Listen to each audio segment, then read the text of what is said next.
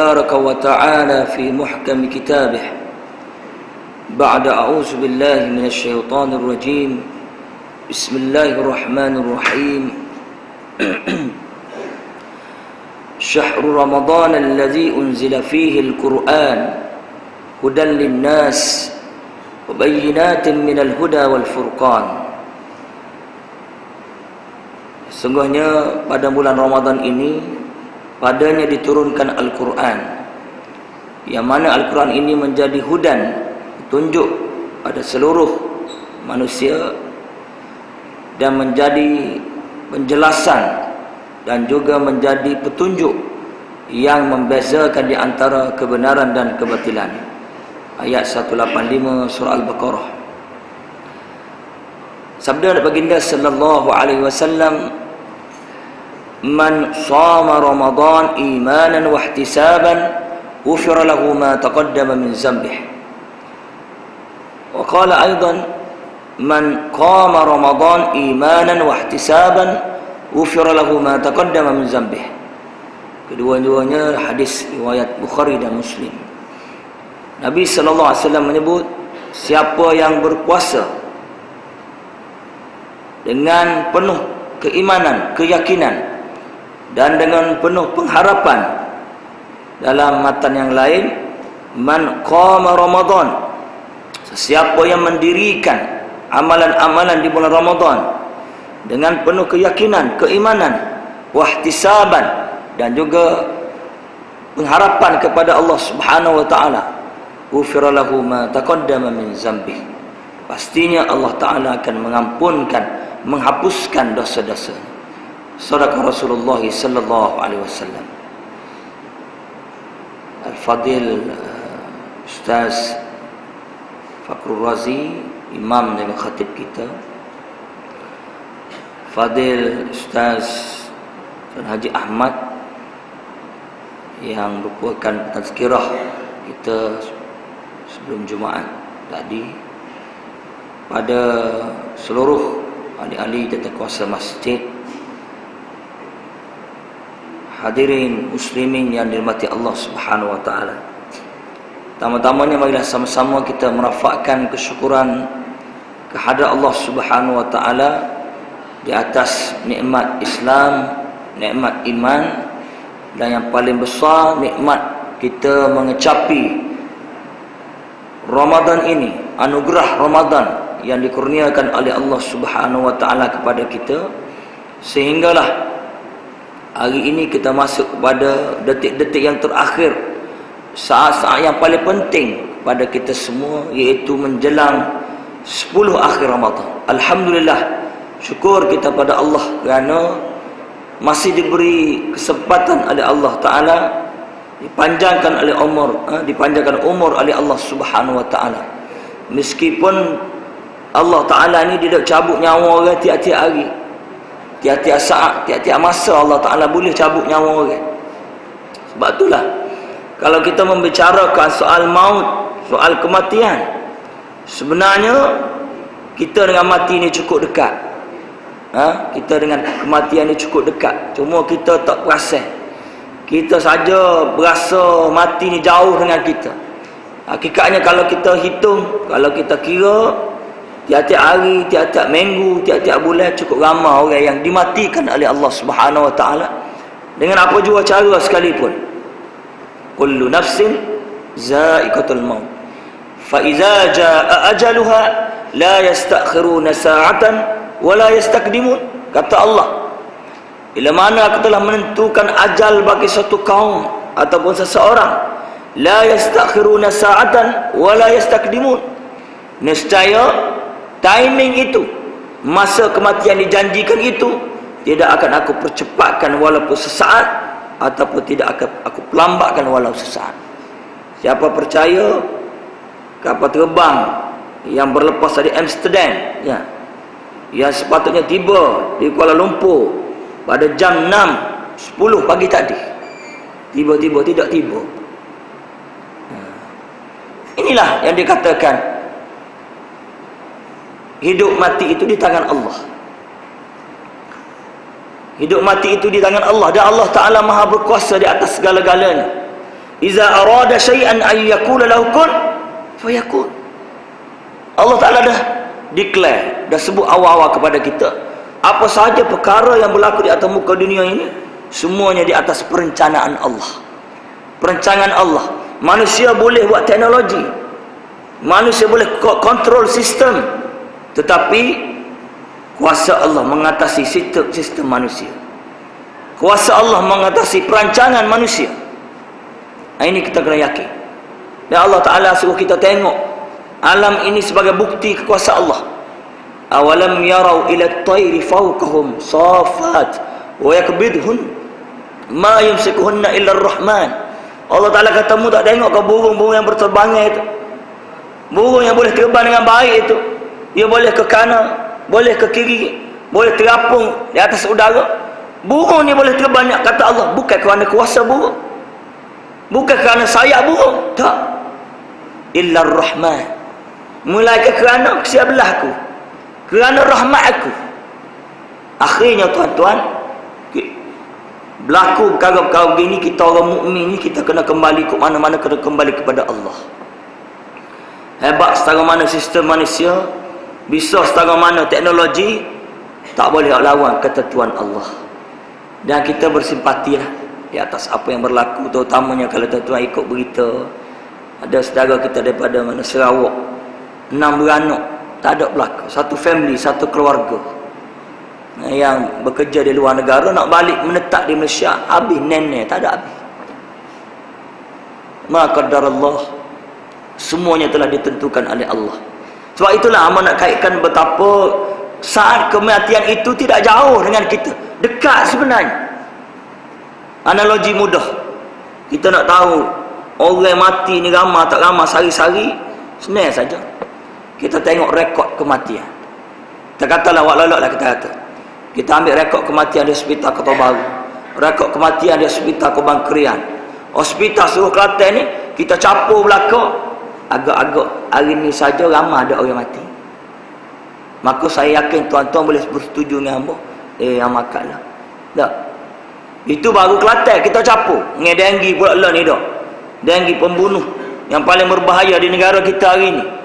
Hamba rasa tidak mustahil kalau denggi ni semakin meningkat, mungkin darurat kita lepas ni, darurat denggi, tidak perang denggi. Minggu ni saja berapa orang yang dimatikan oleh Allah, seluruh Malaysia, kita, seluruh Asia, seluruh dunia. Hamba yakin tuan-tuan boleh bersetuju dengan hamba bahawa kalau kita kira hari ni sajalah, ramai manusia telah dicabut nyawa oleh Allah Subhanahu Wa Taala. Ini hari ni saja, kemarin dulu, minggu lepas, bulan lepas. Akhirnya kita kena bersetuju bahawa kematian ini cukup dekat dengan kita. Cuma kita tak terasa pasal kita tak aja fikir, kita tidak muhasabah diri kita. Persoalannya di sini, pernah atau tidak kita tanya dengan diri kita, dalam keadaan Allah Ta'ala duk mati orang setiap saat, dalam keadaan Allah Ta'ala duk mati orang setiap hari, setiap jam, setiap minggu, kitanya hidup lagi. Orang lain Allah Ta'ala duk mati galik-galik tu, tiba-tibanya aku ni apa yang hidup lagi? Bapa aku tak mati getek? Pernah tak kita tanya diri kita? Jadi ini satu persoalan yang kita kena jawab. Bapa ya Allah Ta'ala tak mati aku? Mak Allah Ta'ala mati dia, wasuh Allah Ta'ala mati dia dah, orang tua Allah Ta'ala mati dia, orang muda pada aku pun mati, orang tak sakit pun mati, aku duk sakit pun tak mati-mati. Bapa Allah Ta'ala ni hidup lagi aku sampai kali ini. Mungkin antara jawapan yang boleh saya share dengan tuan-tuan petang ini, boleh jadilah Allah Ta'ala hidup lagi kita sampai ke petang ini kerana Allah Ta'ala sayang lagi kita, kerana sifat Rahman, sifat Rahim Allah Subhanahu Wa Ta'ala, itulah kita ni hidup lagi. Bapa Allah Ta'ala sayang, kerana bila kita hidup, kita ada peluang nak buat ibadat, kita ada peluang nak bertaubat, tak gitu gini. Jadi ini bukti Tuhan ni, Allah Ta'ala ni sayang kita. Dia masih beri choice, beri peluang kepada kita. Dalam keadaan orang lain tak ada peluang, kita kata sebutir tak kau terbel, tak ada lah dia, lain tu kodak tak ada lah dia lah ni sebuah. Kita hidup lagi ni, Boleh lagi lah nak cari Lailatul Qadar. Bakinya pula Allah Ta'ala dah peluang kita. Bakinya sejauh mana kita rebut peluang ni. Ini persoalan besar. Dah. Allah Ta'ala sudah beri peluang kepada kita. Dan boleh jadi Ramadan tahun ini peluang terakhir pun tak tahu. Kerana bukti ada dah. Ramai mana orang sekali yang kita Ramadan tahun lepas, tahun ni tak ada. Mana Ramadan tahun lepas tu Ramadan terakhir dalam hidup dia. Dah, orang kita tengok orang mati dah. Udah supaya terawal sekali yang kita tahun lepas. Dan boleh jadi tahun ni ini Ramadan terakhir dalam hidup kita. Pun kita tak tahu. Maka peluang inilah yang kita perlu fikir. Bagaimana kita nak manfaatkan peluang ini. Sebab itulah tazkirah hamba pada petang ini berkisah mengenai bagaimana untuk kita mensyukuri nikmat Ramadan. Kita sedar atau tidak, Ramadan inilah satu nikmat besar. Satu kurniaan, satu anugerah Allah Subhanahu Wa Taala kepada kita, khususnya kita umat Nabi Muhammad sallallahu alaihi wasallam, umat akhir zaman, yang mana nikmat Ramadan ini, anugerah Ramadan ini belum pernah dikurniakan oleh mana-mana umat sebelum kita, umat Nabi Muhammad sallallahu alaihi wasallam. Jadi kalau kita tak pandai perga Ramadan ini, rugi besar. Tak pandai rebut peluang Ramadan, rugi besar. Kerana ini satu-satunya anugerah, kurniaan Allah Ta'ala kepada kita, khusus kepada umat Nabi Muhammad sallallahu alaihi wasallam. Antara sebabnya, banyaklah ulama bincang. Antara sebabnya kerana kita umat Nabi Muhammad ini umur pendek. Baina sittin wa sab'ina, Nabi sebut. Umur aku, Nabi kata, antara 60 hingga 70. Dibandingkan dengan umat Nabi terdahulu. Umpamanya contoh yang kita tahu, Nabi Nuh alaihissalam. Dah. Alfasanah illa khamsina ama. Tuhan Allah Ta'ala sebut dalam Quran, umur Nabi Nuh ni 1000 tahun, tolak 50 tahun. Maknanya 950 tahun. Cuba kita fikir, dengan 950 tahun ni, kalau kita umpamakan zaman kita lah ni tak, dengan semaya dia, dengan puasa dia, dengan zakat dia, dengan haji dia, dengan sedekah dia, baca Quran dia, mengaji dia, Allah, tentulah pahala ni banyak. Kenapa? Kerana umur panjang. Sebab itulah Nabi sebut ada yang lain mafhumnya. Nabi kata betullah orang yang Allah Ta'ala beri umur panjang dan dia boleh guna umur panjang dia untuk manfaat, betul, jika dibandingkan dengan orang umur pendek. Tapi rugi besar, celaka besar kalau Allah Ta'ala beri umur panjang tapi dia tidak guna umur panjang dia untuk manfaat, untuk akhirat dia. Celaka pula. Baik, muslimin hadirin mati Allah Subhanahu Wa Ta'ala. Jadi Ramadan ni satu anugerah, satu hadiah. Ya Allah Ta'ala nak beri murah-murah ke kita, tawaran murah-murah. Seperti mana sehari dua ni supermarket buat tawaran macam-macam dah. Diskaun tu go ni. Maka Ramadan ini sendirilah satu tawaran cukup hebat. Ya Allah Ta'ala beri pada kita, terutamanya 10 akhir. Sebagaimana yang kita tahu, inna anzalnahu fi lailatul qadr wa ma adraka ma lailatul qadr, lailatul qadri khairum min alf syahr. Ini satu anugerah. Ramadan itu sendiri satu anugerah dah. Sebanyak mana amalan sunat kita buat, berapa kali Allah Ta'ala gandakan. Sebanyak mana amalan wajib kita buat, berapa kali Allah Ta'ala gandakan. Ramadan itu sendiri salah satu anugerah. Tetapi Allah Ta'ala beri anugerah lain pula, iaitu anugerah Lailatul Qadar. Ya, kita semua cita-citakan satu malam yang lebih bernilai, yang lebih bermanfaat daripada 1000 bulan. 1000 bulan ni bila orang kira 1000 bulan ni, iaitu secara hampir tepatnya ialah 83 tahun 4 bulan. Satu malam saja menyamai 83 tahun 4 bulan. Alhamdulillah, besar nikmat. Kenapa? Kerana rata-ratanya kita, khususnya orang Melayu Malaysia ni, jarang dah nak jumpa orang umur 80 lah ni. Kampung tak ada dah. Tak. Lah ni 40 ramai dah mati. Saya hamba orang Pasir Mah tak sampai 30 hari, 36, 37 mati. Hari Sabtu Ramadan yang kedua, Allah. Tak tahu sakit gapo. Kata ni pergi sekolah. Istilah dia pergi sekolah nak buka supik. Supik gapo tu? Tak boleh buka, tak ada ring. Orang muda lagi. Tak ada ring, tak boleh nak buka. Supik tu tak boleh nak koyok, tak boleh. Siapa saing kena minta tolong koyok. Akhirnya masuk wak. USN ke Bahrain, doktor kaji pun tak tahu sakit gapo. Tak tahu sakit gapo sehingga dia dijadikan bahan kes kajian untuk student-student USN sebab tak tahu sakit gapo, penyakit baru. Mereka ceritanya meninggal. Jadi tuan-tuan mati Allah Subhanahu Wa Taala. Pak, payah dah nak cari orang umur 80 lebih. Cuba kita fikirkan, kalau tahun ni kita dapat satu malam 83 tahun 4 bulan. Tahun lepas kita pun dapat 83 tahun 4 bulan. Panjang umur, tahun depan apa kita dapat 30 tahun 4 bulan. Alhamdulillah. Walaupun kita umat Nabi Muhammad ni tak sampai umur 950 tahun, tapi 83 tahun 4 bulan dengan hanya satu malam, bila diganda dikali-kalikan, seolah-olah ibadat kita pun umur panjang juga. Ini anugerah ya Allah Ta'ala berikan kepada kita umat Nabi Muhammad sallallahu alaihi wasallam, umat akhir zaman. Jadi kita kena sedar, kita kena bersyukur, kita kena terima kasih pada Allah Ta'ala di atas dua anugerah ini, anugerah Ramadan dan juga anugerah Lailatul Qadar. Tuan-tuan mati Allah Subhanahu Wa Ta'ala, bagaimana untuk kita mengisi masa yang berbaki kita ini supaya betul-betul kita boleh fokus. Hamba tu ingat dalam kitab Imam Ghazali, dia sebut dalam cara perkara yang berkaitan dengan sembahyang. Dia Tok Guru kita, Tok Guru mantan Menteri Besar ni, bila dia hurah, comel dia hurah, dia kata Imam Ghazali sebut bila kita nak sembahyang, lagu mana kita nak khusyuk dalam sembahyang kita. Caranya paling mudah, iaitu kita fikir sebelum sembahyang ni gapo perkara yang boleh menyebabkan kita tak khusyuk dalam sembahyang. Ia boleh mengganggu kita tak khusyuk.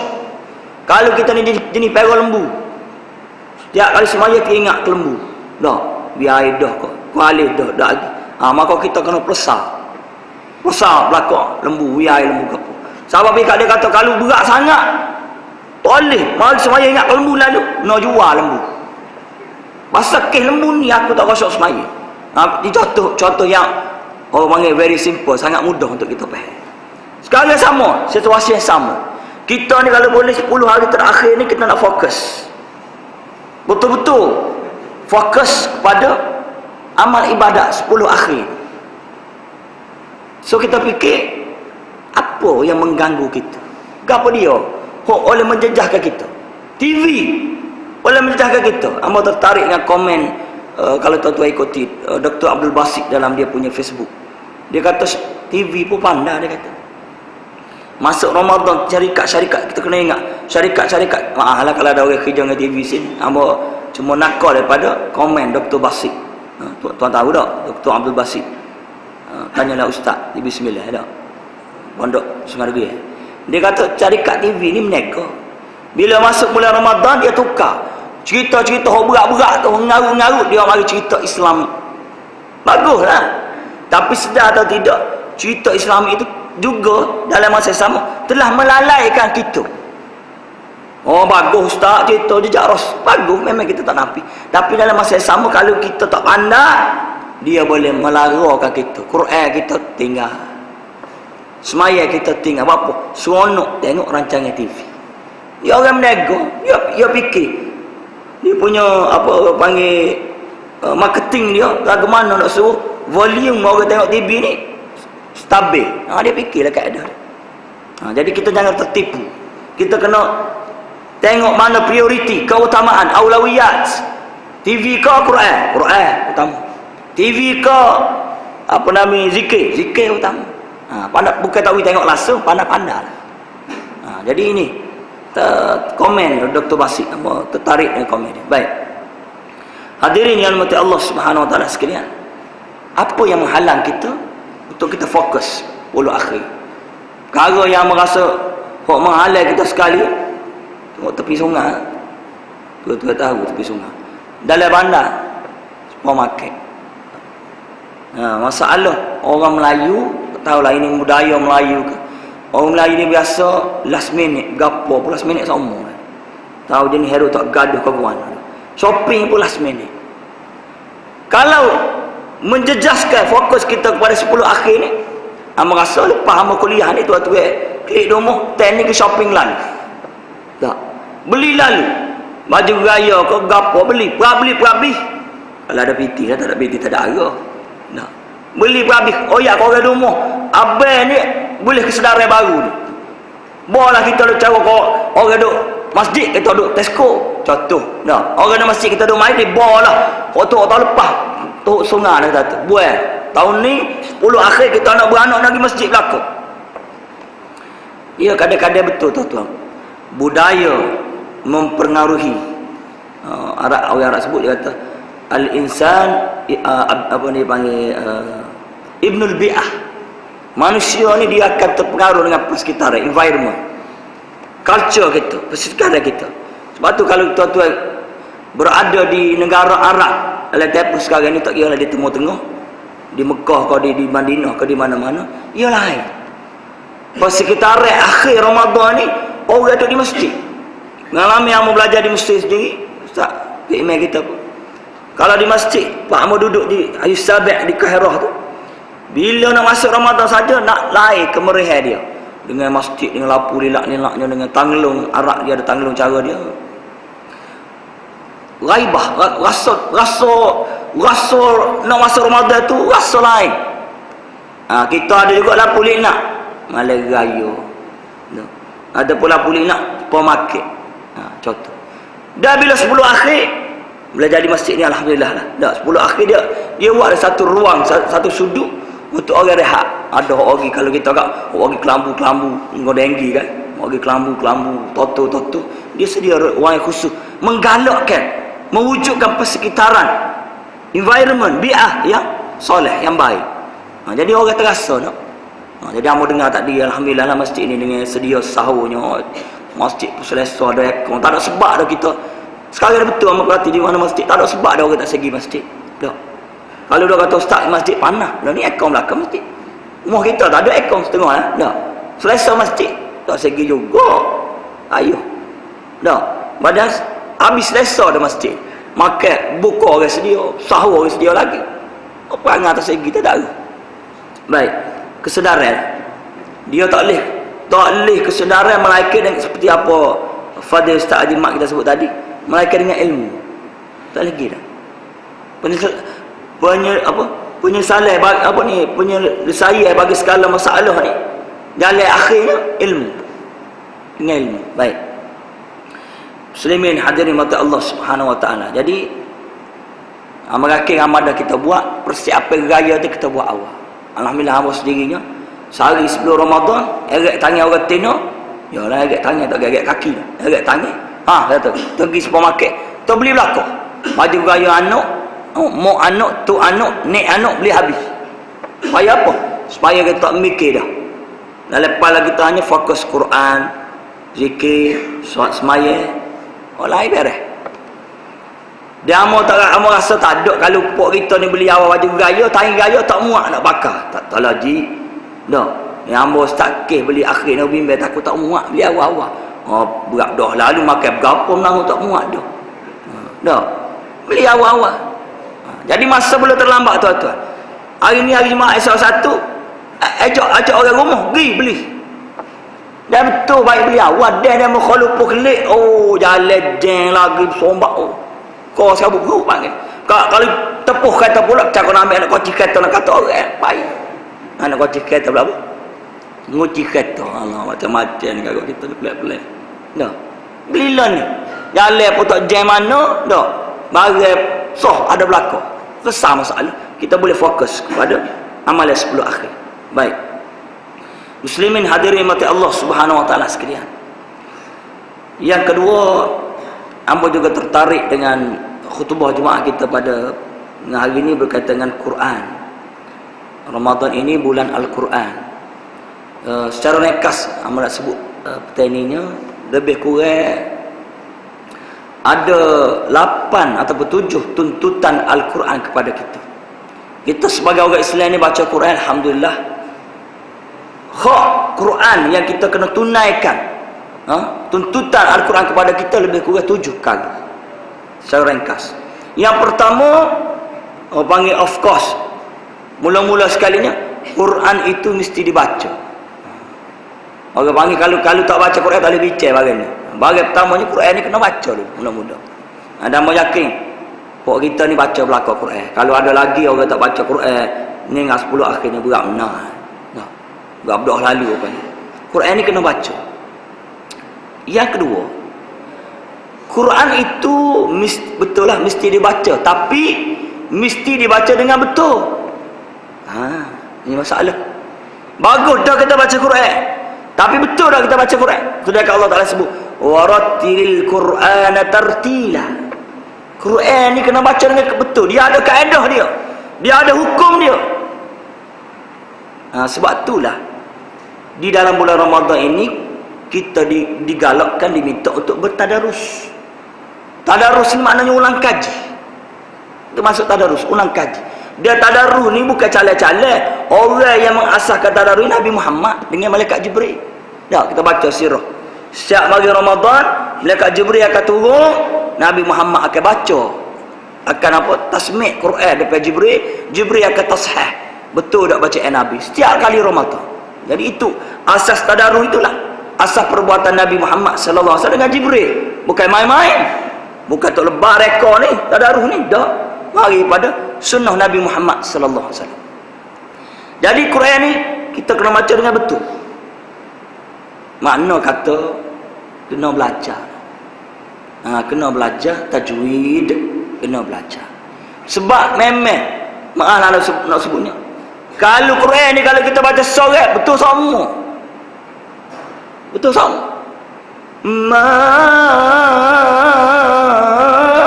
Maliki yaumiddin. Pelik bunyi dah. Wahai gua nak baca pelik. Tak apa, sedap. Sedap korok dia dah. Kita mengaji mak gapo nama mak aja betul lalu.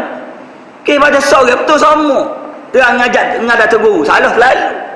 Jadi tadarus ini satu kaedah apa panggil bengkel kecil untuk kita betul Al-Quran.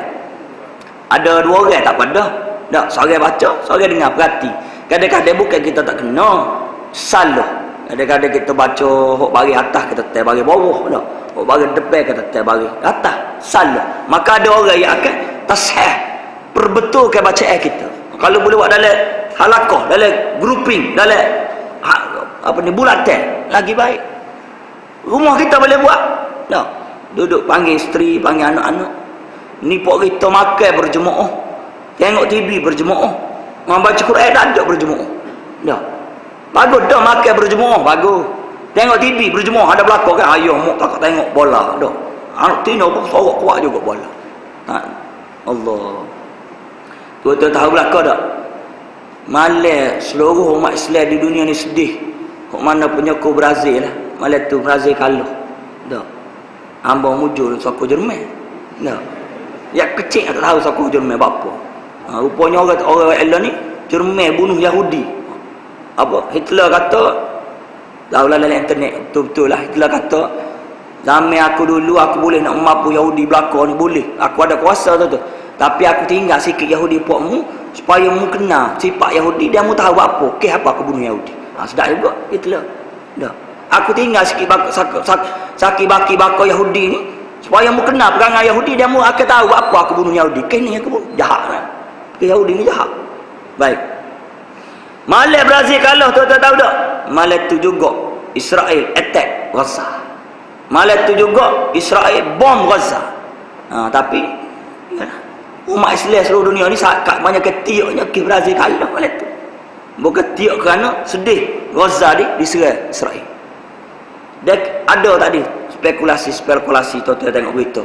Kejadian yang berlaku masa kapal di tembok tu boleh jadi akan mengurangkan perhatian dunia kepada kekejaman Yahudi di Israel. Mengalih pandangan media, pandangan masyarakat dunia. Orang tak cara dah ke Gaza, orang tak cara kapal terbang di tembok. Sedangkan Israel duk sekarang duk attack Gaza macam telah mengalih. Tak tahulah, wallahu a'lam. ada kaitan atau tidak. Nah, macam-macam spekulasi. Jadi nak royaknya, ini kita keadaan kita umat Islam. Baik. Jadi Quran kembali tadi, yang keduanya Quran mesti dibaca dengan betul. Maka kita kena belajar Al-Quran sampai kita mati, tuan-tuan. Belajar tajwid. Paling tidak hukum yang asas. No. Hukum 5 tu paling tidak, lepaslah. Biarlah kita baca Quran, kita tak boleh royak ini izhar, kita tak boleh royak ini idgham bila gunnah, kita tak boleh royak ini iqlab. Tapi time kita baca jumpa tempat tu, kita baca dengan betul. Tak apa dah. Dah. Hamba Ustaz tak erti hukum, tapi kalau baca kena, okey. Alhamdulillah, dulu kita kata. Jadi tolong tuan-tuan, tolong kita belajar Quran. Bapa hamba kata gitu, maaf lah apa dia kata, sorry to say lah. Kita dah atas dunia ni, gapo ilmu kita tak belajar. Dah. Ilmu matematik kita belajar, ilmu sains kita belajar. Orang yang ngaji tinggi dah, ilmu fizik, bio, Allah macam-macam ilmu jumpa. Tiba-tiba ilmu Quran tak belajar, malu. Nak ngadak Allah Ta'ala guana akhirat sesok dah. Allah Ta'ala kata aku biar otak kamu. Ilmu fizik pun boleh ngaji, ilmu bio boleh ngaji, ilmu apa astronomi boleh ngaji, macam-macam ilmu mengaji. Ilmu Quran pun tak ngaji. Nak jawab guana di PT. Tolong tuan-tuan, tolong belajar Al-Quran, tolong. Carilah macam-macam kaedah. Macam-macam insya-Allah. Baik, itu yang kedua. Tuntutan Al-Quran yang ketiga kepada kita. Quran mesti dibaca, of course. Baca tu ke mana-mana kena. Yang ketiga, Quran itu dibaca dan difahami makna. Ini masalah juga. Lama dah kita baca Quran ni, tapi kalau tanya kuliah mana kuliah? Hamba berakhir telajuk Ustaz, kuliah kalau Allah berakhir nak tanya tahu makna. Cukup sama. Sorry lah tuan-tuan dah. Kita duduk 70 tahun atas dunia, umur tu hari hidup 50 tahun. Ayat tu kita dah baca tiap-tiap hari lah semaya, tak tahu makna. Pelik tak? Kita bahasa Inggeris kita faham. Gapo buat itu? Bahasa Cina semua orang tererti. Bahasa Jepun boleh. Bahasa Thai boleh. Gapo lagi? Perancis boleh. Bahasa Quran tak tahu makna. Berat nak pula nak jawab nak ngadak Tuhan rasa dak. Tuhan kata mu Jepun buat berhenti. Brazil setengah orang kata berhenti. Samba tak samba macam-macam. Bahasa Brazil pun pandai dah. Kami nak Brazil. Tapi bahasa Quran mu tak faham. Mu dah atas dunia 50 tahun. Mu dah atas dunia 70 tahun. Mu anggap apa? Nak jawab. Jadi tolong belajar bahasa Quran. Macam-macam kaedah lah. Dah. Paling tidak, kamu tengok baguslah sini. Semua depan ni Quran terjemah yang belakang. Comel. Maknanya kita ubah cara, ubah pendekatan approach kita tuan-tuan. Kita ubah. Selain pada kita baca Quran itu bagus dah, kita baca. Belek-belek sekali-sekala makna. Terutama ayat yang kita baca sendiri. Kita dah baca sama. Ada batu kita kadang-kadang sial juga. Hamba biasa bawa orang Mekah sial. Tengok orang Melayu di Mekah bila terutama boleh puasa lah, bulan Ramadan ni. Sudah buat semayang. Kita tahu tu imam Mekah ni bila jumpa ayat-ayat dia cerita pasal azab neraka, tu imam ni sebut tak boleh meneruskan bacaan dah. Terkesan di atas penghayatan ayat. Tengok. Orang Melayu ni tiok kata. Dah, kalau kita tanya dia apa cik tiok? Tiok sedih tak apa. Pasal apa tak faham apa ke orang tiok? Tak faham. Tiok juga tapi nak tiok kerana sedih tak faham. Orang lain tiok kerana faham. Apa kita tiok dah. Tiok tapi tu imam tiok kata. Nak. Jadi kita menangis itu kerana memahami maksud yang tersurat dan tersirat di sebalik ayat dia baca. Ni baru orang panggil bacaan yang berkualiti. Dan memang Nabi sebut, Nabi kata bila membaca Quran mu kena wak lalu tiup. Nabi kata wak tiup. Mana kerana ayat Quran ni banyak kali, antaranya Allah Ta'ala cerita pasal azab neraka. Antaranya Allah Ta'ala cerita pasal kelazatan syurga. Mu kena rasa rindu, mu rasa nak ke syurga. Jadi cuba tuan-tuan, Ramadan tahun ni kita ubah. Lepas tu kita tinggal lah. Dan ubah biar kita tahu makna. Tu timbul dia buat cerita dah. Orang dengar musabaqah dah. Bila qari baca walahum azabun azim. Sedaklah qari hamba pasal seruk tak sedap dah. Orang dia ni, oh sedap. Orang dia dengar, sedap. Dak kat mana? Azan neraka tu Qori. Qori tu ayat masa azan neraka. Dia mau kata sedap. Tak faham mana. No. Orang dia kata azan neraka, kita sedap. Dak kat mana azan neraka? Jadi kena tahu mana. Tolong tuan-tuan. Tolong baca Quran dan dalam keadaan kita tahu maknanya. Macam-macam versi tafsir lono Indonesia apa. Masalah juga orang kita tu. Kita pergi model kata, Ustaz, Quran ni Ustaz saya beli di Mekah. Yang ini saya beli di Madinah Ustaz Quran. Oh yang tu Ustaz, ni Quran versi Turki Ustaz, saya beli di Turki. Akhir kita tanya, baca hok mana? Tak baca serabut Ustaz. Salah pun gitu. Quran cara macam-macam je ni. Akhirnya tak baca belakang. Nak juga. Jadi tolong tuan-tuan, kita baca Quran dan kita memahami makna Al-Quran. Barulah ada penghayatan, rasa. Manusia ni Allah Ta'ala buat atas diri dia ni ada rasa. Di antara rasanya lebih kita faham. Baik. Kemudian seterusnya yang keempat. Betul ya? Yang keempat.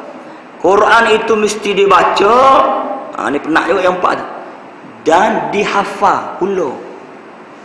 Nak saja betul ni dah. Quran ni baca bagus dah. Hafal kata. Dah. Kalau Ustaz Amor ni berhari telajuk kuliah ke Allah, berhari benar. Tu kita ngapa ayat lain. Benar juga. Jadi nafal Quran. Tak payah tuan-tuan nafal Quran. Kita nak jadi hafiz ni tak payah. Anak kita ngaji sekolah hafiz tu biarlah. Why not kata, kenapa tidak? Sehari kita apa sepatah. Biar tentu kita mati ni dalam keadaan kita tengah hafal Quran. Tak. Biar tentu, ya Allah, aku mati dalam keadaan aku ni hafal Quran. Banyak mana? Sepatah sehari. Tak apa lah. Asal ngapa? Tak. Sepatah. Hari ni alif lam mim. Tak ingat alif lam mim. Sehari benar-benar tak ingat dah. Hari ni alif lam mim dah. Esok tanzilul kitab saja esok tanzilul kitab. Sampai setahun banyak kalah ingat kau mana. Just ubah sikap itu. Ngapa Quran? Dia ada cerita seorang ngapa Quran, awak ubah ngatu. Dia boleh dah cerita betul-betul dah. Segang dia kata dah. Dia 4 orang ni dia nak menikahnya anak tok guru Quran. Tak. Jadi tok guru ni nak cari menatu apa Quran. Dia pergi 4 orang. Dia kepak ni lewat sikit siapa. Buat nak perut kali makan con kuat mana-mana. Tak. 3 orang siapa dulu. Tok guru soal sorang-sorang. Mula-mula tok kata, awak nama berapa? Kata nama Ibrahim. Tu kata acu baca surah Ibrahim. Sudah. Betul lah Quran ada nama surah Ibrahim. Ada kan? Betul lah dia ngapa dia boleh. Dia baca. Habis. Ni awal pula nama berapa? Nama Yusuf. Dia ada sekadar aku kena baca surah Yusuf dah. Aku mana-mana. Tu kata, baca surah Yusuf. Baca. Masa nombor 2 duk baca surah Yusuf, nombor 3 ni peluh hujak. Duk apa peluh. Nombor 3. Tu pelik mana? Nama apa dia kata? Tu apa nak jawab? Nama Yasin dia kata. Tak ada apa. Yasin panjang apa tu? Dia tamu nama Yasin cuma mak dengan saya rumah dah bahasa rumah sama panggil keluar Allah gitu ya kamu. Teliko. Nama Yasin cuma orang rumah bahasa keluar Allah. Ada bagi nama keluar Allah ada. Hak nama pak tu tak ada naik tarik terus semula. Tu kata mana tu gedah tu. Nama berapa? Nama apa? Hafiz 30 juzuk Hafiz. Pak tak naik pak sodong. Nama Hafiz. Tu email tanya 30 juzuk. Jadi tu cerita itu dah. Jadi kena ngapa Quran. Alhamdulillah tuan-tuan, suasana dan negara kita ni positif dah. Dulu orang duk ingat ngapa Quran ni boleh jadi tu email dah. Ngamal saya hamba pengetua mudi. Lah ni sudah ada anak-anak kita yang tuan-tuan apa tahu yang mereka ni hafiz dalam masa yang sama mereka ni ambil medik di Mesir di mana-mana. Mana mereka hafiz Quran dan juga medical doctor. Bahkan ada sekarang ini hafiz dan pilot. Ada satu cerita sahabat hamba pengetua dia kata, Ustaz dia kata ada anak murid hamba hafiz dan sekarang ni jadi pilot. Sekali tu dia kata kisah benar. Dia transit di KLIA. Musim-musim kapal terbang ni cerita kapal terbang ni dah. Dia transit di KLIA, dia pergi ke Surah. Masa waktu dia best. Pelik tuan-tuan aja jumpa dah pilot best. Tak. Amo saya ingat-ingat sepanjang amo naik kapal terbang lah, tak kerek lah mana. Sekali je amo semaya tu email tu pilot. Sekali lah dia duduk amo setakat ni lah. Di mana? Di Dubai. Tu email tu Arab lah, pilot Arab. Kalau kan jarang jumpa pilot tu email tu. Walaupun kita tahu rutin pilot tu tugas dia, tapi token tak ada sikit apa masa nak pergi semaya dah. Walaupun kita tahu tugas dia musafir tahu. Amo sekali lah. Tahun lepas amo naik flight turun di Subang Airport, Firefly. Seorang pilot muda, pilot baru. Ada semaya di surah Subang Airport. Amo tepuk bahu dia. Betul. Bagus awak. Dia terkejut. Apa habis dia kata? Kata, payah nak jumpa pilot mari surah ni. Bagus awak telah ubah persepsi masyarakat. Orang dia ingat kau, boleh jadi sebelum ni orang dia ingat kau pilot tak semaya belakang. Rupanya ada pilot orang semaya. Bagi kita puji dia, bagi motivasi dia. Jadi nak ayatnya, akhirnya anak murid dia ni, bila dia ni hafiz Allah sedar. Lepas semaya sunat, orang minta dia tutup email. Dia pun jadi tutup email. Sedap lah baca muka hafiz. Tak, baju pilot lah. Lepas semaya, orang pakai kacet belakang. Semaya, orang makmum lah. Dia kata, kalau kita naik kapal terbang, pilot ni jadi tu email kita ni dia jadi pilot kita, bawa kita. Takdir Allah Ta'ala kalau kapal terbang kita jatuh, kita gelo mati pilot ni gelo. Puas hati tak? Kerana boleh pilot apa Quran. Tapi kalau pilot naik, tak semaya bel atau kalau kapal terbang jatuh, biar mati dia seorang sudah. Tak mana ada. Dia kapal terbang jatuh mati belakang bila pilot. Ya, tak. Jadi nak ayatnya orang terasa Allah pilot apa Quran. Jadi nak ayatnya amanah sebut gini. Kalau kita ada anak-anak tuan-tuan, ada cucu ke, kerjaya bagi seorang hafiz lain luah. Cakap bagi ni sini hari ada. Duduk dalam lokak dia pakai berbubuk dah. Tu kira baru kelas lokak baru tu. Nak gebuk. Maka nak pegang. Suara sedap. Jadi lah ni peluang kerjaya cukup luas. Hamba dipahamkan anak-anak kita yang belajar di Darul Quran Kuala Kubu Baru, dia ada twin program berkembang di antara UIA, dia masuk dengan SPM, dia hafal Quran 30 juzuk, dia boleh sambung medik di Mesir. Mana dia dah hafal Quran 30 juzuk, pergi ke Mesir ambil medik. Allah, sejuk hati kita tuan-tuan. Ada anak kita kalau di segi dunia pun nama depan doktor, belakang pun Al-Hafiz. Habis kira-kira puas hati kita pegang anak kita dah. Jadi banyak lah ni Hafiz jadi engineer. Amba baru ni meeting mesyuarat tahun lepas, mesyuarat sekali dengan TMB Kelantan. Bukan ada orang TMB sini boleh mengesahkan. Ni statement Amba ambil daripada TMB. Dia kata, Ustaz, Alhamdulillah kita di TMB Kelantan lah ni, kita ada lebih kurang 20 orang engineer. Ya, background mereka ni background agama, sekolah agama. Hafiz pun ada. Kata bagus. Betul. Okey lah. Dia kata, tapi Ustaz, dia kata, Subhanallah Ustaz. Kenapa? Amba tanya. Dia kata, bila kita ambil engineer yang hafiz Quran ni, background agama ni, syarikat company boleh save sebulan hampir 100,000. Amba tak faham. Begini Ustaz, dia kata, dulu kita ada engineer. Dah maaf lah kalau ada engineer TMB sini. Mungkin tidak tuan-tuan. Dia kata, kalau dulu engineer, dia claim mileage, dia claim OT, ngaru Ustaz, ngaru. Loan ni bila masuk ada background agama, background hafiz Quran ni, syarikat boleh save 100,000 sebulan untuk claim tadi. Ini nak ayat Quran, ke Quran. Tak kira engineer apa kalau ada Quran, alhamdulillah. Betullah bagi hamba sendirinya bila kaji Kelantan buat tahfiz sains, ini satu cukup baik. Maknanya kita akan mampu melahirkan generasi yang bertakwa pada Allah. Kerana anak-anak kita cerdik ni, hamba minggu depan hamba akan ceramah di tahfiz Tanah Merah. Anak-anak kita cerdik ni, mereka ni brilliant, mereka ni otak bijak. Kalau kita latih molek, mereka lah akan menjadi pemimpin masa depan nanti. Tak mustahil dah. Kalau mereka ni jadi pengaruh JPJ, sengaja hamba sebut JPJ pasal sering kali dikaitkan dengan rasuah. Kalau mereka jatuh cuba bayangkan 20 tahun akan datang, pengaruh JPJ tu seorang hafiz. Allahu Akbar. Ketua Polis Kelantan, Ketua Polis Negara seorang hafiz. Tak mustahil tu. Engineer hafiz. ketua daerah hafiz, menteri hafiz. Selesai masalah rasuah. Selesai. Betul-betul long term punya pemikiran. Hebat Kelantan. Jadi ayatnya boleh menyelesaikan kemelut rasuah yang berlaku dalam negara. Entahlah dengan pendidikan. Bila kita tanam Al-Quran dalam jiwa anak-anak kita, insya-Allah mustahil orang hafiz ni nak rasuah, mustahil lah. Pada adanya tidaklah gitu. Ini peluang yang kita ada. Jadi tuan-tuan kena wujudkan budaya dan kerajaan Kelantan dipahalkan dia target satu rumah seorang hafiz. Comel.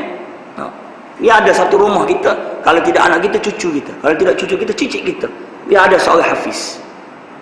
Jadi kembali pada tadi tuntutan yang keempat.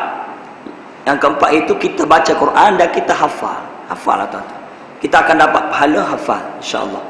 Dan bapa mak kata gitu. Kerana nak boleh kita ingat tu, tentulah kita kena ulang acak kali. Setiap kali kita ulang tu kita boleh pahala tak? Sah boleh pahala dah. Kalau kita ni Tanzilul Kitab nak boleh kau ingat kena ulang 100 kali. Berapa pahala tu? Ulang tu lah pahala banyak. Jadi sebenarnya orang yang hafal Quran antara sebab kerana dia Allah Ta'ala nur dalam jiwa dia kerana dia ulang ayat Quran, ulang. Tu cahaya masuk cahaya. Sebab itulah orang yang hafal Quran, wila ilmu gapo mudah. Sebab jiwa dia sudah bersih. Ilmu fizik boleh. Ilmu bio boleh. Ilmu gapo kerana otak dia dah bersih, jiwa dia bersih. Ilmu gapo. Sebab tu kita tengok tokoh-tokoh macam dia kawal Islam dulu, dia start dengan Quran dulu. Ibnu Sina ko, Al-Farabi, Al-Khawarizmi ko, dia beres Quran dulu, barulah dia mengaji ilmu-ilmu astronomi, ilmu gapo. Bila diri Imam Imam Syafi'i sebut, tok guru dia kata syakautu ila waqi'. Dah, akhirnya Imam Waqi' kata al-ilmu nurun wa nurullah la yuhda lil 'asi. Ilmu ni cahaya. Imam Waqi', tok guru pada Imam Syafi'i sebut, ilmu ni nur, cahaya. Wa nurullah la yuhda lil 'asi. Maka ilmu ni, cahaya ni tak masuk dalam jiwa yang ada maksiat.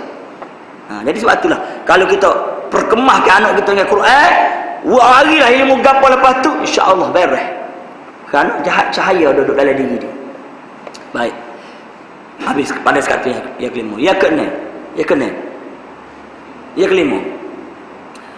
Quran itu mesti dibaca. Yang kena naik step lagi. Kalau boleh, bukan boleh lah, kita mesti menginstitusikan Al-Quran.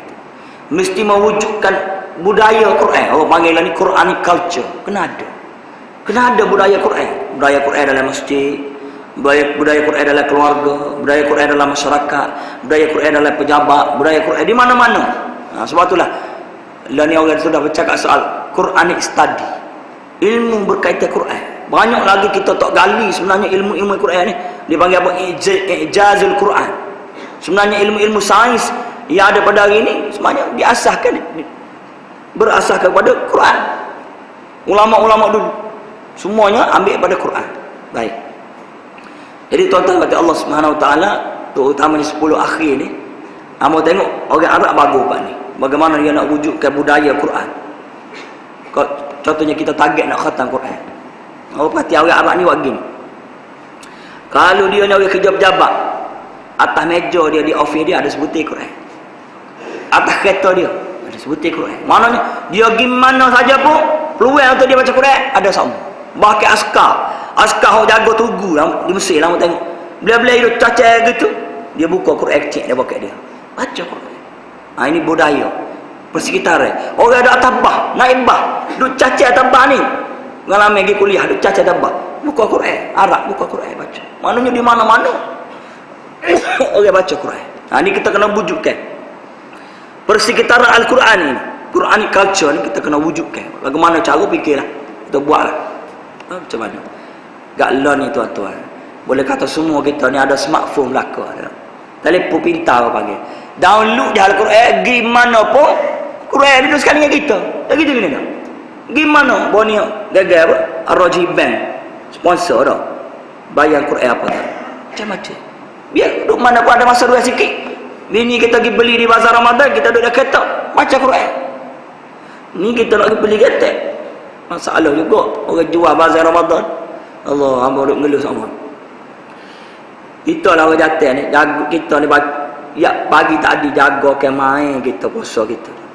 Gi bazar Ramadan penuh jane pahala puasa kita. Tak faham ke? Kita kan agak beli akak asalnya dah. Tapi bila-bila tengok akak atas meja, tengok tu akak etek, itu masalah. Tengok akak di bawah, tengok akak di atas, tengok akak di bawah, tengok akak di atas. Penuh jane. Pahala kita jaga pagi tadi lagi kita bukan main baca Quran semaya Tuhan. Pergi bazar Ramadan gedung jatuh. Tengok akak. Faham tak kawan? Jadi we kau tino sudah lagi beli bazar Ramadan kita jadi rebah. Duduk atas kereta buka Quran, baca Quran. Nyanyi kita. Orang buat jual bazar Ramadan pun satu hal. No. Baik. Tuan-tuan mati Allah Subhanahu Wa Taala. Yang ke-6. Yang ke-6, oh ni paling besar. Oh tadi Quran mesti dibaca. Quran kena baca. Oh akhir sekali ni lain sikit. Yang ke-7. Quran bukan sekadar untuk dibaca. Quran ini bukan untuk baca saja. Yang paling besar sekali, Quran ini mesti diamalkan. Oh tadi Quran mesti dibaca dah. Oh lima tadi. Akhir sekali, Quran bukan sekadar untuk bacaan semata-mata, tapi kena laksanakan. Semua tuntutan yang ada dalam Quran, hukum ke gapo, kena laksana. Alhamdulillah, mana kasih sikit masa yang terbatas ni. Hamba kebetulannya sempat pergi ke Aceh sebelum Ramadan ni, melihat pelaksanaan undang-undang Islam di Aceh. Pergi ke Aceh nak tengok sama-sama dengan beberapa wakil kerajaan negeri lah, ada hakim, ada macam-macam lah, Dapat Mufti. Kita tengok bagaimana pelaksanaan Islam di Aceh. Di Brunei kita tengok dah Brunei itu, pergi ke Aceh. Subhanallah, Aceh ni dia sama dengan Brunei. Dia buat step by step, dia buat berperingkat. Sekarang ni dia ada buat sebat saja. Sebat. Apa yang mengejutkan kita, antara bentuk undang-undang dia sana dia kata, kami di sini dia kata, Pak, cambuk aja. Cambuk ni sebat, kita hanya buat cambuk. Dari segi perasaan dia kata, kamu tanya lah, kita tanya, dia orang yang kena cambuk, kena sebat ni tak ikat apa. Kamu kata lah, mana kalau tengah-tengah sebat dia lari, tak cambuk lari, tak apa enggak, tak apa Pak, kita tak kejarnya, tak tangkapnya. Sebab apa dia? Kita nak didik masyarakat. Bila dia buat begitu, tuan-tuan, subhanallah, dia kata, ada Pak, dia kata, orang yang berzina 20 tahun yang lampau datang mengaku mau dicambuk. Subhanallah. Ngaku berzina bila 20 tahun lepas. Mana ada undang-undang dunia yang orang sanggup mengaku salah? Ada undang-undang dunia? Tak ada. Ini ruh undang-undang Allah. Orang sanggup mengaku, dan dia kata mengikut polisinya, mengikut kaedahnya, orang hok zin hok lama dah tak jatuh hukumnya lah. Mana kita suruh dia bertaubat. Tapi ada rakyat ni umur 70 lebih, dia kata umur 70 lebih pergi mengaku zina bila 20 tahun lepas, nak suruh sebab. Allahu Akbar. Ini kehebatan undang-undang Allah. Bila dia laksanakan, Allah Ta'ala akan buka pintu hati rakyat. Buka. Nakalam minallah, ilah dikatakan, penjagaannya datang daripada Allah. Alhamdulillah. Jadi ini kesedaran itu sebenarnya kita nak kesedaran masyarakat. Dan kita tengok alhamdulillah di Aceh tu kalau kita pergi, dan amal nasihatkan tuan-tuan, kalau tuan-tuan nak pergi nak melancong lah, pergi ke Aceh lah. Nak beli pun boleh. Kalau nak pilih antara Medan dengan Aceh, pilih Aceh. Sebab apa? Selain daripada kita boleh beli, sama-sama orang Malaysia nak beli ya tak? Moga pergi tu jadi jutawan, sebentar jutawan. No.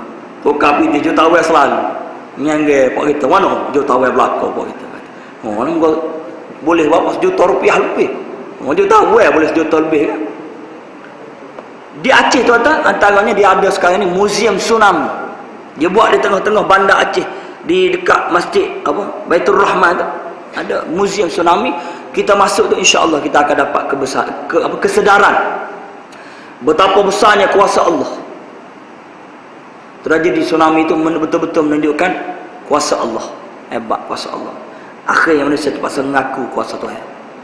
Ada muzium tsunami, dan kita boleh, dan di jalan raya kamu tengoknya, orang naik motor, orang tino ni bik ni saku balik luar. Kalau pak kita nak tak tengah tu dah. Tak tengah dekat rumah lagi takutnya ragu dem. Di Aceh tak keluar pun tak apa, tak bimbang. Selamatlah tu tandanya selamat. Tanda selamat. Jadi insya-Allah dan mereka pun menyokong. Kita jumpa lah dengan mahkamah dia. Kita jumpa dengan dia panggil wilayatul hisbah. Wilayatul hisbah ni kalau kita tak nama polis syariah. Dia menyokong ya, kami Pak, kami mendukung hasrat Kelantan untuk laksanakan undang-undang Islam. Kami rakyat Aceh, orang-orang awam pun mendukung sepenuhnya. Subhanallah. Kita harapkan doa orang-orang Aceh ni dimakbulkan Allah Taala, kita boleh buat laksana. Dan dekat dengan Ramadan ni hamba juga berkesempatan pergi sekali dengan Datuk Timbalan Mufti pergi ke Dauha kota. Pergi ke Dauha kota, pergi atas asas sebenarnya khusus daurah tadribiyah. Tapi takdir Allah Ta'alanya tak dirancang sebenarnya, tak ada pun jadual kami dapat berjumpa dengan Profesor Dr. Yusuf Qaradawi. Pergi rumah dia, pihak sana atur. Dan kerajaan negeri atas 14 orang termasuk hamba, ramanya pensyarah Qiyah, kata ada wakil majlis agama, wakil mufti ada belakang lah. Perginya belajar lah, untuk belajar semuanya ditanggung oleh kerajaan kota, daripada makan, minum, hotel, tiket apa tu bel pun sponsor belakang. Kakak kayu ada masalah. Bawah kata foundation, dia bawah kata foundation tu dia ada, dia panggil Markas Lil Qaradawi. Dia rupanya negara kota ni tak serupa dengan negara-negara Arab lain. Negara Arab lain pro As-Sisi, kota dia pro Al-Mursi. Sebab Qaradawi, rupanya Qaradawi boleh berjaya mempengaruhi kerajaan kota. Ya soko Mursi. Saudi kan soko As-Sisi, Saudi soko As-Sisi, Emirat lama banyak kesokok sisi laku. Kota dak. Dia stand itulah kami bersama Al-Mursi. Bersama Dr. Presiden yang digulingkan. Tak apalah tu tu. Jadi kita pergi rumah Qaradawi. Alhamdulillah antara banyak perkara-perkara yang kita dialog dengan Qaradawinya, kita tanya dia, sebab kita ada 4 hari tu, hari keempat kita pihak rombongan bentai satu paper. Hari lain dia orang betul paper. Hari akhirnya kita betul. Tajuk betul paper kerajaan negeri bawahnya betul di Kota Foundation tu, di Markas Qaradawi tu ialah pelaksanaan undang-undang Islam di Kelantan. Jadi orang dia excited. Pakak mari dengar profesor pakak turun dengar habis. Apa ni berzakarah kita apa ni soal jawab. Dia puas hati. Amal sekeh itulah dia bawa kami ni pergi ke rumah Yusuf Qaradawi, Dr. Yusuf Qaradawi. Sebab dari jadual asal tak ada pun jadual untuk pergi ke rumah Yusuf Qaradawi. Jadi bila berdepan dengan Profesor Yusuf Qaradawi, kita tanya satu soalan yang amat yakin tuan-tuan pun tak tahu. Kita rakyat bahkan doktor jadi panggil tuan rumah ni, Dr. Hasan Khalifah, dia mari di Kelantan. Itu masa seminar pendidikan Islam di Hotel Perdana. Dia mari, dialah sambut kita sana. Dia kata, ya Syekh ni orang Kelantan ni dia mau ni nak buat undang-undang Islam di tempat dia. Dr. Yusuf Qaradawi excited, dia suka lah. Lepas tu kita tanya dia, Prof kata menjadi satu polemik kita di Kelantan di Malaysia ni bila timbul isu keadilan. Kita ni nak laksana hudud ni pada orang Islam saja, tidak pada bukan Islam. Apa pandangan Profesor? Doktor, Syekh. Ini jawapan dia kata, tak, fala ba'sa bih, yajuz alaikum. Tak ada masalah. Munawar pada orang Islam dulu boleh. Besar masalah. Jadi sekarang ni kita kaji extend, kita kemah lah. Mana pandangan melaksanakan undang-undang Islam untuk orang Islam saja sama dengan pandangan Dr. Yusuf Qaradawi. Dasar. Siapa nak cabar pandangan ni? Pergi berujah dengan Dr. Yusuf Qaradawi. Dah alim biasa dia mau bahasa alim kan. Pergi berdepan dengan Qaradawi. Jadi kitanya telah bertemu dengan Dr. Yusuf Qaradawi dan Dr. Yusuf Qaradawi kata, "Fala ba'sa bih, yajuz alaikum." Tak ada masalah. Munawar pada orang Islam saja dulu pun boleh. Boleh jadi dia pun faham qadiyah. Zuruf tempat kita dia pun faham. Jadi tuan-tuan, ini yang paling penting, maknanya Quran itu bukan sekadar untuk dimusabaqah, bukan Quran itu sekadar untuk dibaca, tapi yang paling penting Quran itu mesti dilaksanakan. Hukum-hukum Al-Quran mesti didaulatkan. Kita semua ni bertanggungjawab di hadapan Allah Subhanahu Wa Taala. Bila kita menghadap Allah Taala esok akhirat, apa yang kita buat, usaha kita untuk kita melaksanakan hukum Allah Ta'ala. Dan apa dipahamkan, pagi kemarin rombongan kerajaan negeri pergi ke Putrajaya. Ni bila tuan-tuan tak tahu, boleh jadi Betul yang ada sikit maklumat. Di Putrajaya berlaku pertemuan di antara menteri dengan wakil kerajaan negeri dan alhamdulillah perkembangannya positif. Hamba dipakai perkembangan positif. Maksudnya bila menteri itu sendiri, bila menteri berkaitan sendiri nampak jelas, dia sendiri faham jelas, dia pun tak sombak lagi, dia faham, maka mudahlah apa ni insya-Allah. Jadi kita doakanlah. Kita doakan mudah-mudahan data kuasa teknikal kau peringkat negeri, peringkat pusat kau tak fikir, tak kira lah kepada dia punya cara tu. Yang penting kita nak tengok Kelantan kita ni menjadi contoh. Menjadi contoh. Dan memang sebenarnya Brunei mari belajar dengan kita. Aceh mari belajar dengan kita, tapi dia boleh buat dulu. Tak ada arah lah, kita ni tok guru tapi tak boleh nak buat. Jadi insya-Allah dan amal depan kerajaan negeri akan buat galeri hudud di Kelantan. Galeri hudud supaya bila orang mari Kelantan, orang masuk bilik pameran tu, masuk pintu depan, tubik pintu belakang, orang faham dah hudud tu gapo. Dalam tu kita akan letak NM kita akan letak seperti yang pergi ke Doha, satu bilik buat pameran mengenai Islam. Kita masuk dalam bilik tu, kita tubik tu, orang akan faham dah Islam tu gapo. Jadi ini adalah perancangan kerajaan negeri insya-Allah. Perancangan kita untuk memahamkan masyarakat mengenai pelaksanaan undang-undang Islam. Kerana ini ialah tanggungjawab panggil taklif kita kepada Allah Subhanahu Wa Taala insya-Allah. Jadi hamba kira tuan-tuan mati Allah Subhanahu Wa Taala, sekadar itulah sikit sebanyak dapat hamba share pada petang ini. Maksudnya kita kena jelas tadi tujuh tuntutan Quran ke atas kita. Pertama, mulai balik Quran itu of course mesti dibaca. Yang kedua, baca dengan betul. Yang ketiga, baca dan tahu maknanya.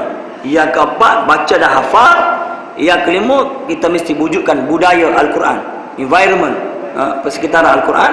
Yang keenam, Quran itu mesti dibaca dan dilaksanakan, diamalkan. Segala hukum hakam, tuntutan Al-Quran mesti direalisasikan dalam masyarakat. Hamba kira sekarang itulah sikit sebanyak yang dapat hamba share, hamba kongsi pada petang ini.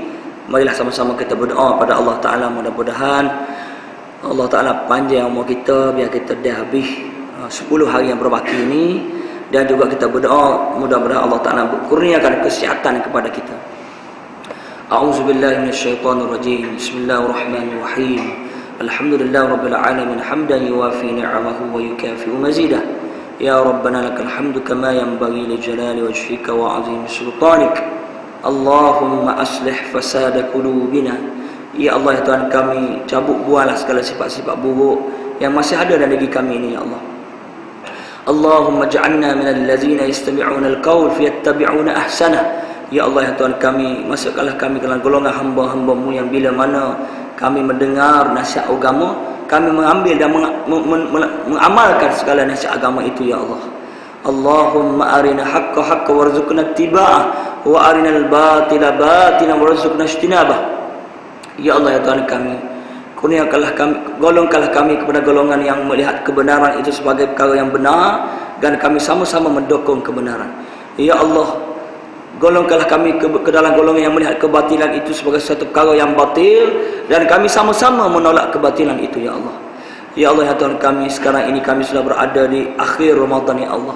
Maka ya Allah, kurniakanlah kepada kami panjang umur, kurniakanlah kepada kami kesihatan, kurniakanlah kepada kami hidayah petunjuk-Mu, kekuatan kepada kami untuk kami menghabiskan saat-saat terakhir ini dengan amal ibadat kepada-Mu ya Allah, dengan mengingati-Mu ya Allah, dengan Quran ya Allah, dengan zikir, dengan solat, dengan segala-galanya ya Allah. Ya Allah, ya Tuhan kami, dalam masa yang sama ya Allah, teman-teman kami, sahabat-sahabat kami, anak-anak kami, ibu bapa kami, abang-abang, adik-adik kami di bumi Gaza sana ya Allah, diuji oleh-Mu ya Allah. Maka ya Allah, berilah kekuatan kepada mereka ya Allah, berilah kesabaran kepada mereka ya Allah. Ya Allah, bukakanlah pintu hati kami untuk kami memberi bantuan kepada mereka ya Allah, walaupun doa dengan doa ya Allah. Allahumma rabbana hab lana min azwajina wa zurriyyatina qurrata a'yun waj'alna lil muttaqina imama.